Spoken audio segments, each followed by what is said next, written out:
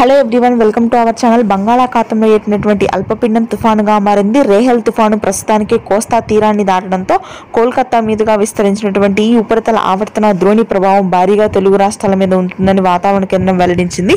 దీని ప్రభావంతో ముఖ్యంగా తెలంగాణ, ఉత్తరాంధ్ర జిల్లాల్లో కుండపోత వర్షాలు నమోదవుతున్నాయి.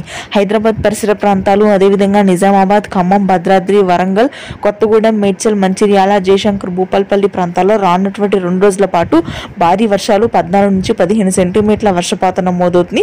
హైదరాబాద్ పరిసర ప్రాంతాలు Yousufguda, Ameerpet, Malkajgiri, GHMC, Charminar, old city, Manikonda, Uppal, Nampally, Khairatabad ప్రాంతాల్లో కూడా భారీ వర్షాలు కురుస్తాయని వాతావరణ కేంద్రం వెల్లడించింది. గట్కేసర్, ఆదిబట్ల ప్రాంతాల్లో అత్యధికంగా ఈదురుగాలులతో కూడినటువంటి వాతావరణం ఉంటుంది.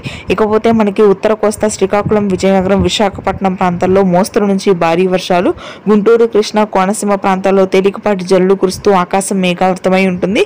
దక్షిణ తెలంగాణ, రాయలసీమ జిల్లాలలో జూన్ మొదటి వారంలో భారీ వర్షాలు నమోదయ్యే అవకాశాలు ఉన్నాయి. కేరళ తీరాన్ని తాకిన నైరుతి రుతుపవనాలు మరొక వారం రోజుల్లో తెలుగు రాష్ట్రాలకు విస్తరిస్తాయి.